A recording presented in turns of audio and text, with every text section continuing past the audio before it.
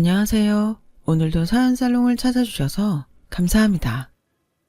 결혼 5년 차 여성이에요. 누군가 그러더라고요. 나를 가장 아프게 하는 사람은 바로 내 곁에 있는 가족이라고요. 예전엔 그 말이 이해가 안 됐어요.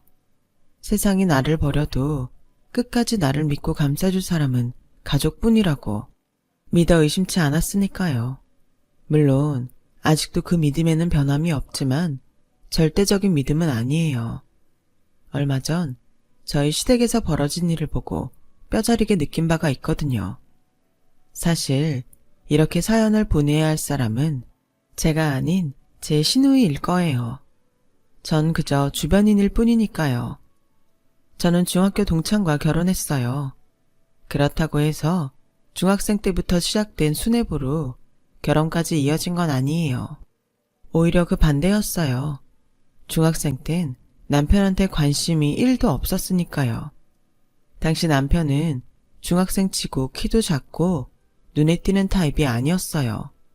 오히려 눈에 띄었던 건 남편과 절친이었던 남학생이었죠. 저는 그 남학생한테 잘 보이고 싶어서 친구인 제 남편한테 일부러 말을 걸곤 했는데 그 바람에 오해가 생긴 거예요. 남편이 제가 자기를 엄청 좋아하는 줄 착각하게 된 거였죠.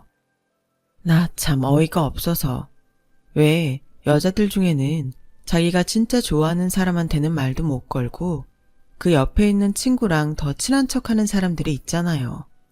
제가 바로 그런 과였어요.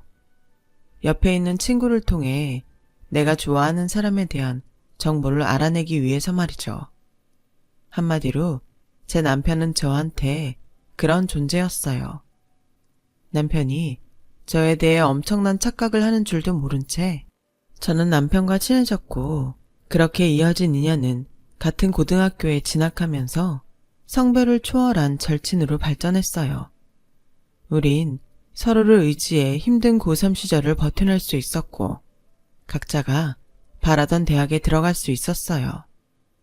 남편과 제가 정식으로 사귀게 된 건 수능을 마치고 인생에서 가장 한가한 시절을 보내던 때였어요. 학교엔 딱히 수업도 없이 출석만 하면 되는 때라서 남편과 저는 햄버거집 아르바이트를 하기로 했어요. 남는 게 시간이었던 때라 용돈이라도 벌자는 생각이었죠. 그런데 그곳 점장 성격이 지랄 맞아서 생각보다 일이 너무 힘든 거예요. 일이 힘들다기보다는 점장 기분을 맞춰주는 게 힘들었다고 해야 맞는 말이겠네요. 아무튼 일한 돈을 받아야 한다는 생각에 이를 악물고 참고 있었는데 점장이 자기 실수를 저한테 떠넘기곤 오히려 덤탱이를 씌워서 돈까지 물어내라고 하지 뭐예요. 그동안 부모님한테 용돈이나 받고 살았던 처지라 그 상황을 어떻게 처리해야 할지 몰랐던 저는 억울한 마음에 눈물만 뚝뚝 흘리고 있었죠. 더러워서 그만둔다는 심정으로 그만두겠다고 했더니 점장은 마치 기다렸다는 듯이 그러는 거예요. 그만두는 건 상관없는데 너 때문에 손해본 금액은 제하고 줄 테니까 나중에 딴소리 하지 마. 그러면서 저 때문에 버리게 된 식용유값 15만 원을 제하겠다고 으름장을 놓았어요. 한 달 꼬박해도 50만 원이 채 안 되는 금액에서 15만 원을 제하겠다니 완전 날도둑이 따로 없었죠. 그래도 달리 어쩔 수 없어서 알겠다고 하려고 했는데 남편이 끼어들었어요. 그러지 마시고 CCTV부터 돌려보죠. 자영이는 분명히 업자한테 폐식용유를 넘겼다고 했거든요. 그러니까 정 그 돈을 받으시겠다면 점장님 말대로 자영이가 새 식용유를 업자한테 넘겼다는 영상을 보여주세요. 홀은 물론 주방이랑 창고까지 CCTV 설치돼 있으니까 영상 보면 단번에 알 수 있는 거잖아요. 안 그래요? 그러자 갑자기 점장이 얼굴을 붉히며 요즘 애새끼들은 잘못을 해놓고도 뻔뻔하게 이를 데가 없다는 둥 욕설을 퍼붓기 시작했어요. 저를 비롯해 알바생들은 서슬퍼런 그 모습에 움츠러들었죠. 딱 한 사람, 제 남편만 빼고요. 남편은 고개를 빳빳이 들고 따졌어요. 저희가 무리한 요구를 하는 건 아니잖아요. 증거를 보자는데 왜 윽박지르세요? 혹시 못 보여줄 이유라도 있는 건가요? 자꾸 이러시면 경찰 부르겠어요. 경찰분은 앞에서 CCTV 까고 잘잘못 가리자고요. 아, 됐어. 니들처럼 싸가지 없는 놈들 필요 없으니까 당장 그만둬. 자영이 네가 손에 끼친 돈은 점장이 내가 채울 테니까 당장 나가라고. 경찰을 부르겠다는 말에 점장은 배상금도 포기하겠다고 했지만 그 모습이 더 의심스러웠던 저와 남편은 끝내 경찰을 불렀어요. 그리곤 제 실수가 아닌 점장이 그동안 가게 물품을 빼돌려왔다는 사실을 알게 되었죠. 그 일로 점장은 절도죄로 끌려갔고 우여곡절 끝에 저와 남편은 한 달간의 아르바이트 기간을 다 채우고 온전히 급여를 받을 수 있었어요. 그리고 저는 그날 누구보다도 용감히 제 편을 들어주었던 남편한테 반했고 우리는 그 일을 계기로 사귀게 됐어요. 남편이 먼저 사귀자고 했는지 제가 먼저 사귀자고 했는지는 솔직히 기억이 안 나요. 그냥 누가 먼저랄 것도 없이 자연스럽게 그렇게 됐거든요. 그런데 남편은 생각이 다르더라고요. 먼저 좋아한 건 너였잖아. 중학생 때부터 내가 나를 졸졸 따라다녔던 거 기억 안 나? 그건 오해라니까. 난 네가 아니라. 암튼 너 쫓아다닌 거 아니야. 차마 자기 친구를 좋아했다는 걸 말하기 그래서 대충 얼버무렸더니 아직도 남편은 제가 먼저 자기를 좋아했다며 자신만만이에요. 근데 이상한 건 제 기억으론 남편이 먼저 제게 들이댔던 것 같거든요. 뭐 누가 먼저든 간에 결론적으로 우리가 결혼까지 해서 잘 살고 있으니 누가 먼저든 뭔 상관이겠어요. 근데 남편이 사람들 앞에서 으스대며 제가 먼저 자기를 짝사랑했다는 소리를 할 때마다 입을 콱 꼬매버리고 싶은 충동을 느끼곤 해요. 뭐 가끔이지만요. 아무튼 저와 남편은 이듬해 봄에 나란히 대학에 입학했고 학교는 달랐지만 학교가 가까워서 대학 생활도 거의 함께 하다시피 했어요. 1학년을 마친 남편은 군입대를 했는데 공익근무 요원이라서 훈련소 생활을 할 때 빼고는 거의 평소처럼 만날 수 있었어요. 남편의 근무지가 덕수궁이었거든요. 그래서 남편 군 시절에 고궁 데이트를 엄청 했던 기억이 나네요. 남편보다 먼저 졸업한 저는 그에 바로 취직을 했어요. 직장인이 되고부터는 남편과 데이트를 할 때마다 거의 제가 돈을 썼어요.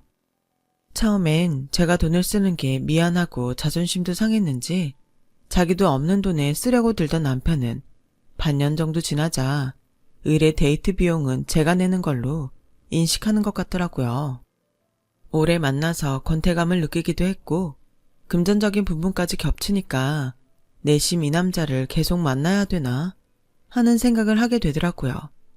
그래서 사소한 일로 자주 말다툼을 하게 됐고 그러다 헤어지게 됐어요. 처음엔 솔직히 허전함보다는 해방감이 더 컸어요. 그동안 한 번도 못 해봤던 소개팅도 나가보고 직장 동료와 썸도 타고 했죠. 그러다 대학 동기 결혼식에서 남편과 재회하게 된 거예요. 그 사이 대학을 졸업하고 직장인이 된 남편은 그동안 제가 알던 그 사람이 맞나 싶을 정도로 많이 변해 있었어요. 얼굴이 변한 건 아니고 양복을 입으니 전보다 많이 의젓해 보이기도 했고 취업에 성공해서 그런가 표정부터 여유가 있어 보이더라고요. 헤어질 땐 지긋지긋했는데 2년 넘게 못 보다 보니 새로웠어요. 그건 남편도 마찬가지였죠. 그날 만남으로 서로에게 다시 설레게 된 우리는 이후 우연을 가장해 몇 번 더 만났어요. 통화 중에 제가 컴퓨터가 고장이 나서 주말에 AS 센터에 가야 할 것 같다고 하자 그 주 주말에 남편이 제 원룸으로 찾아왔더라고요. 1시간가량 이것저것 손본 후에야 비로소 컴퓨터는 작동을 했어요. 서비스 센터에 갈 시간과 수리비가 굳은 저는 고마운 마음에 밥을 사기로 했어요. 그렇게 만나서 밥을 먹었어요. 그 다음 주에는 남편한테 시사회 표가 있다고 해서 같이 영화를 보러 갔고요. 그렇게 몇 번 데이트 비슷한 만남을 갖다가 다시 만나게 되었죠. 그렇게 몇 년 연애를 하다가 우리는 결혼을 하게 되었어요. 중학생 때부터 오래 만나왔지만 남편 가족들과 만날 기회는 없었어요. 다행히 2살 어린 시누이가 저랑 같은 중고등학교를 나와서 학교에서 몇 번 만난 적은 있었어요. 그렇다고는 해도 대화를 나눠본 적도 없었으니 초면이나 다름없었죠. 제 절친 동생이 시누이랑 같은 학년에 다닌 덕에 건너 시누이에 대한 얘기는 전해들을 수 있었어요.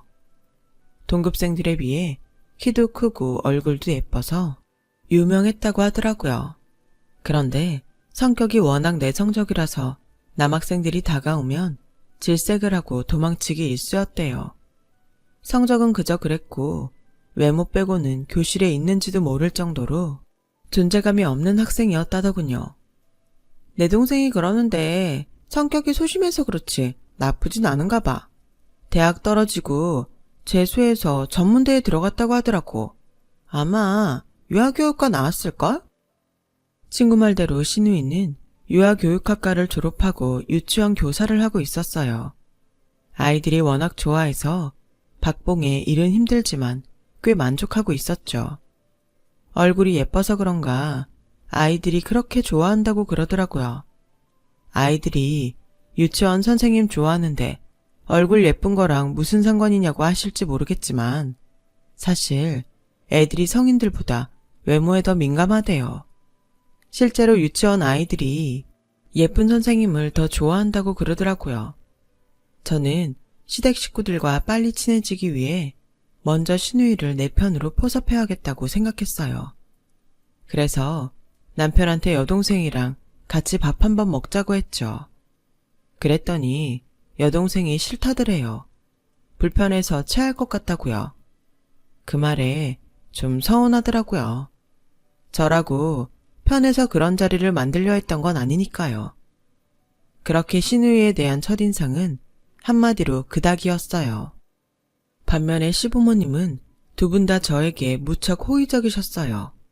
뭐든 저한테 맞춰주시려고 노력하시고 제가 뭘 잘못해도 칭찬 일색이셨죠.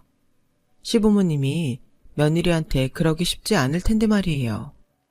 그런데 결정적인 단점이 있었어요. 돈을 무척이나 밝히신다는 거였죠. 무력도 엄청 심한 편이고요. 처음 인사드리러 갔을 때 제가 사간 선물을 보시곤 대뜸 얼마짜리냐고 물으셔서 당황했던 기억이 나네요. 비단 그것뿐만이 아니었어요. 두 분 모두 모든 걸 돈으로 환산해서 가늠하는 버릇이 있으시더라고요. 예를 들자면 드라마를 보시다가 거실 소파가 나오면 예쁘다거나 내 스타일이라거나 하는 말이 아닌 저거 한 300만 원은 돼 보이지? 아침 드라마에 나오는 소파는 못해도 돈 1,000원 돼 보이더라고. 그리고는 말미에 꼭 이러세요. 얘 아가, 너 시집 올 때 말이다. 우리 집에 저 소파 하나 들여놔주면 안 되겠니? 나도 잘난 며느리 덕에 저런 소파에 좀 앉아보자꾸나. 무력뿐만 아니라 염치도 없었어요. 그건 아버님도 마찬가지였죠. 그래, 하는 김에 저 TV도 하나 해주렴. 내가 눈이 침침해서 이젠 큰 화면으로 봤으면 싶구나.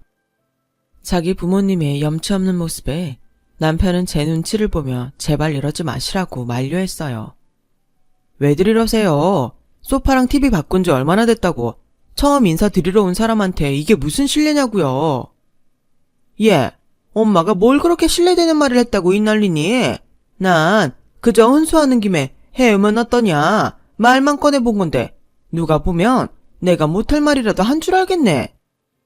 끝까지 자신들의 행동이 잘못된 것도 모르는 두 분한테 남편의 말은 공허한 외침에 불과했어요. 시어머니는 제가 혼수 준비를 할 때도 굳이 따라오셔서는 보는 족족 자기도 사달라고 떼를 쓰셨거든요. 보다 못한 엄마가 소파를 사드리기로 하자 그제야 피곤하다며 돌아가셨어요. 사실 시어머니의 막무가내식 사조 버릇은 이게 처음이 아니에요. 상견례가 있던 날 저희 엄마 목에 걸린 목걸이를 보자마자 그러더군요. 사부인, 그 목걸이는 얼마나 합니까? 줄이 굵은 게 꽤 비싸 보이네요. 나도 저런 거 하나 목에 걸어봤으면. 그거 얼마 주고 하셨어요? 안 비싸면 저도 하나 해주세요. 글쎄 이랬지 뭐예요. 대놓고 사달라는 말을 아무렇지 않게 하는 시어머니를 보고 저희 엄마는 황당한 표정으로 눈만 꿈뻑거렸어요. 그 순간 남편이 끼어들어 자기 엄마가 농담을 잘하신다며 분위기를 바꾸지 않았다면 정말 난처한 상황이 연출됐을 거예요. 자식들 혼자 얘기하자고 만난 자리서 시어머니가 처음 했던 말이 저희 엄마한테 목걸이 사달라는 말이었다니 정말 어이가 없었죠. 이후로도 시어머니는 자기 눈에 비싸고 좋아 보이는 것들만 보면 때와 장소를 가리지 않고 사달란 말을 쉽게 하셨어요. 그래서 남편한테 그 일에 대해 투정을 부렸더니 자기 부모님이 워낙 없이 살아와서 물건에 대한 집착이 있어서 그러는 거니까 이해해 달라더군요. 아무리 그렇다고 해도 그런 분들을 처음 보는 저로서는 좀 힘들었어요. 저희 부모님도 젊은 시절 서울로 상경해 가정 고생해가며 자수성가하신 분들이지만 그렇다고 남들 앞에서 매번 돈돈거리며 속물적으로 굴지는 않으시거든요. 그래서 결혼을 하기 전엔 그 부모를 보고 판단하라는 말이 있나 봐요.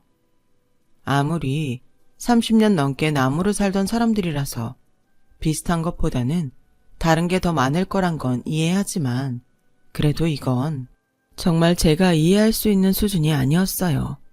그런데 그 정점을 찍는 사건이 벌어진 거예요. 바로 제 시누이의 결혼이었죠. 모든 부모님들이 다 그렇듯 저희 시부모님도 딸 결혼 걱정을 많이 하셨어요. 나이가 차도록 연애도 않고 일만 하고 살았으니 더 그랬죠. 그러던 어느 날 어머님이 사진을 한 장 들고 오신 거예요. 마땅한 선자리가 났다면서요. 마침 주말이라 시댁에 들러 함께 점심을 먹고 있던 저희 부부도 사진을 보며 어떤 남자인지 탐색을 시작했죠. 어머님 말로는 시누이와는 12살 띠동갑으로 그동안 일에 빠져 사느라 혼기를 놓친 남자라고 했어요. 대신 자기 앞으로 된 아파트 한 채와 유명 커피 전문점이 입점해 있는 건물을 하나 가지고 있다더군요. 재산이 못해도 100억은 될 거라며 엄청 좋아하셨어요. 돈 있는 집 자식이라 결혼만 하면 평생 돈 걱정은 없을 게다. 게다가 시아버지가 엄청 알부자라 강남이랑 목동 쪽에 건물도 몇 개 가지고 있다는구나. 자식이라곤 아들 하나뿐이니 그 많은 재산 누구한테 가겠니? 강남에 있는 상가 건물은 목이 좋아서 1층에 커피 전문점을 하나 차리면 딱이겠더라. 아름아, 이번 혼자 꼭 해야 돼. 눈 씻고 찾아봐도 이런 혼처 없다. 네가 학벌이 변변하니 그렇다고 벌이가 좋니? 말이 유치원 선생이지 월급도 편의점 아르바이트생만도 못하잖아. 이참에 부잣집에 시집가서 고생 그만하고 편하게 살아. 너 어릴 때 돈이 없어서 남들 다 가는 유치원도 못 보낸 게 엄마가 얼마나 한이 되는지 아니? 그러니 넌 부잣집에 시집가서 나중에 네 아들 딸한테 다 해주고 살아. 이 엄마 소원이다. 평소 돈돈거리는 시어머니였지만 딸을 사랑하는 마음은 여느 엄마들과 다르지 않았어요.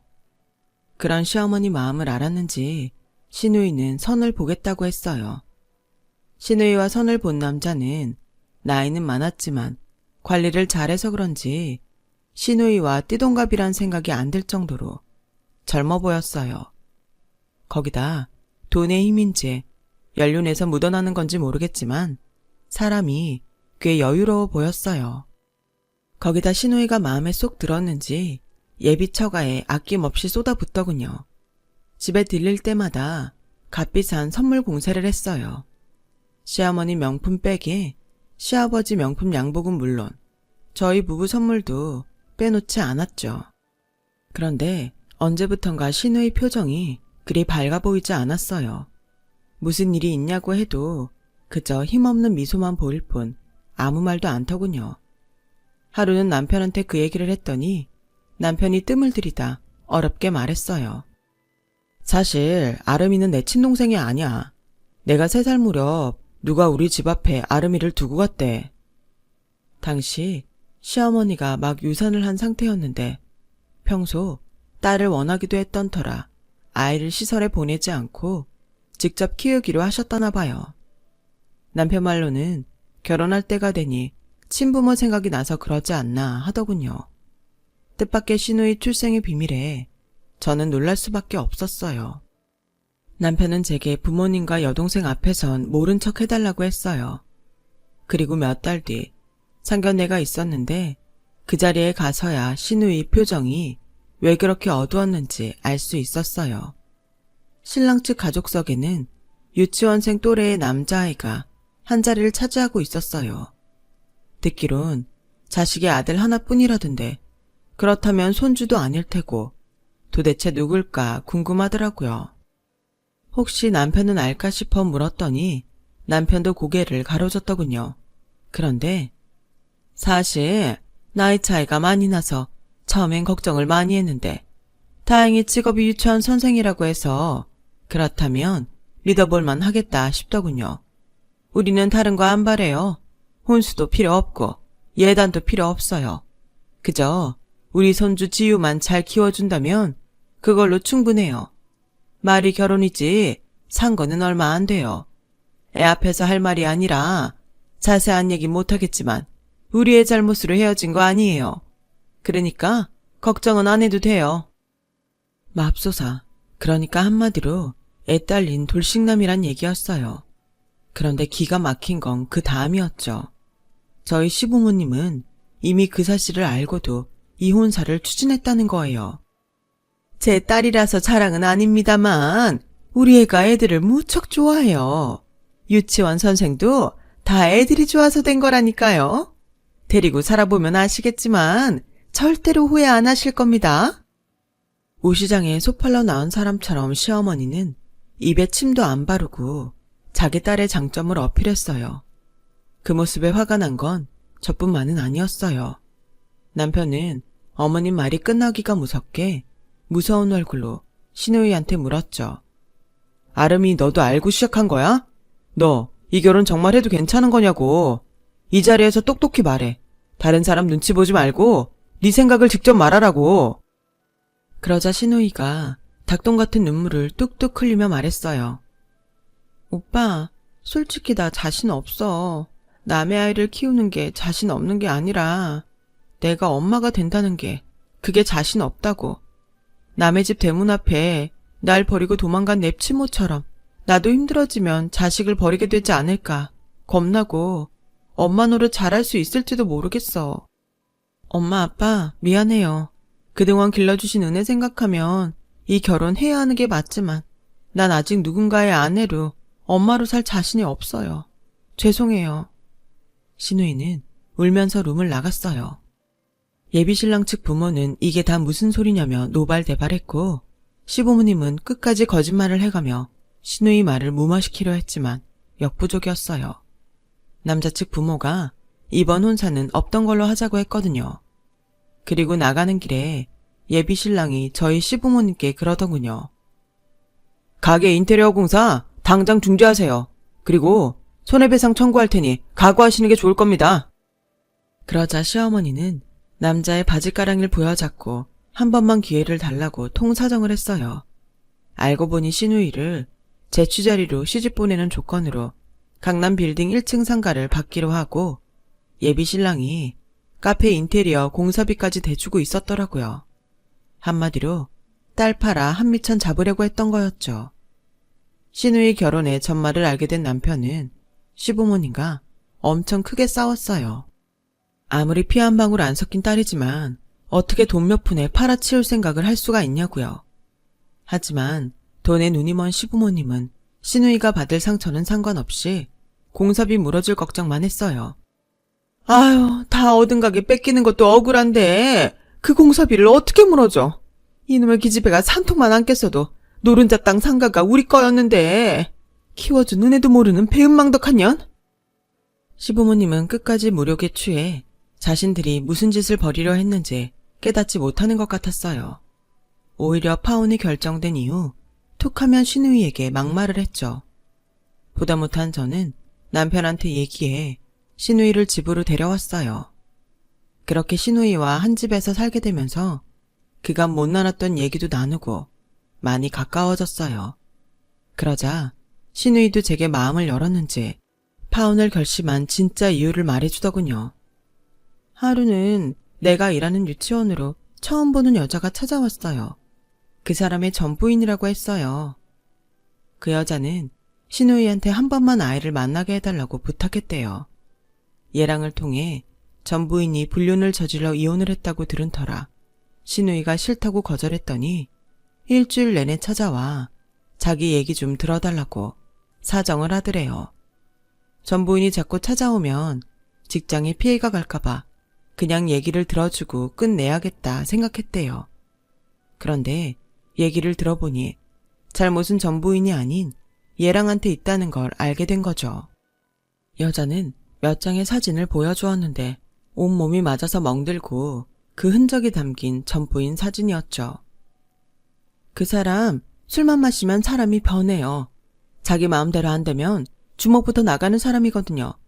술이 깬 다음 날엔 무릎까지 꿇고 미안하다고 통사정을 하죠. 처음엔 그런 모습에 참고 넘기곤 했는데 그때뿐이었어요. 또다시 술에 취하면 똑같아요. 아이를 생각해서라도 이혼을 하려고 마음 먹었고 그 사람한테 아무것도 필요 없으니 애만 달라고 했어요. 웬일인지 순순히 그러겠다고 하길래 마음 놓고 있었는데 사람을 고용해서 저를 호텔방으로 유인해 저를 나쁜 짓 한 사람으로 몰고 집에서 내쫓더군요. 재력을 앞세워 이혼 소송에서 친권과 양육권까지 뺏어갔고요. 제 아이를 만나게 해주세요. 당장 데려올 수는 없겠지만 적어도 엄마가 자기를 버린 게 아니란 얘긴 해주고 싶어요. 제발 부탁해요. 부모한테 버려졌던 신우이는 전부인 말에 모른 척할 수 없었고 그 후로 아이와 친해지기 위해 그런다는 핑계로 아이와 단 둘이 외출을 하곤 했대요. 친모와 만나게 해주려고요. 하지만 상견례가 끝나면 결혼이 기정사실화 되는 거고 자기 역시 전 부인처럼 살게 될까봐 그게 두려워 의도적으로 파혼을 하려고 했던 거죠. 하지만 전 부인한테 들은 얘기를 말하면 아이와 전 부인한테 피해가 갈까봐 자기 출생의 비밀을 빌미로 파혼을 당했던 거고요. 엄마 아빠가 그 사람이 아이가 있는 이혼남인 걸 속인 건 용서할 수 있어요. 하지만 날 팔아서 그 돈으로 커피 전문점을 차리려고 했던 건 정말 용서가 안 돼요. 처음부터 그 남자가 얼마나 폭력적인 사람인지 알고 있었으면서 말이에요. 날 자식으로 생각 안 했던 거잖아요. 친부모한테도 버림받고 양부모에게도 버림을 받은 신우이는 한참을 서럽게 울었어요. 신우이 일이 있고 남편과 저는 시댁과 연을 끊고 살고 있어요. 신우이는 한동안 저희 집에서 살다가 오피스텔을 얻어 나갔어요. 그리고 얼마 뒤 시고모님 환갑잔치에 갔다가 저희 시댁 소식을 들었어요. 그쪽 예랑이 소송을 걸어서 파혼에 따른 정신적, 물질적 피해 보상금과 커피 전문점 인테리어 비용 등을 보상하라는 판결이 나왔다나 봐요. 돈을 물어주면 될 일을 돈 욕심에 차일피일 미루다가 술에 취해 찾아온 예랑과 시비가 붙어서 싸우는 바람에 온 집안 살림이 다 부서지고 예랑한테 맞아 아버님이 응급실에 실려갔다고요. 그런데 하필 아버님이 먼저 예랑을 친 데다 골프채까지 휘둘러 상황이 불리하게 됐다더군요. 돈은 돈대로 깨지고 몸은 몸대로 다치게 된 거죠. 결국 하나뿐인 집까지 팔고 그 돈을 고스란히 예랑한테 뺏길 판이라고요. 얘기를 들어보니 안 되긴 했지만 그런 남자한테 딸을 돈 받고 팔려고 했던 걸 생각하면 자업자득이란 생각밖에 안 드네요. 돈 좋아하다가 자식도 잃고 그렇게 아끼던 돈까지 다 잃었으니 말이에요. 그놈의 돈이 뭐라고 죽을 때 한 푼도 손에 쥐고 갈 수 없는데 말이죠. 저도 돈이 인생에서 정말 중요하다고 생각합니다. 하지만 항상 더 중요한 것들이 존재한다는 것도 잊지 않고 살아야 할 것 같아요. 그게 인간과 다른 무언가들을 나누는 소중한 부분 중 하나가 아닐까 합니다. 지금까지 제 사연을 들어주셔서 감사합니다. 좋은 사람들과 항상 건강하고 행복하세요. 여러분, 사연 댓글에 응원과 현명한 조언 부탁드려요. 좋아요와 구독은 저에게 큰 힘이 됩니다. 오늘도 좋은 일 가득하세요.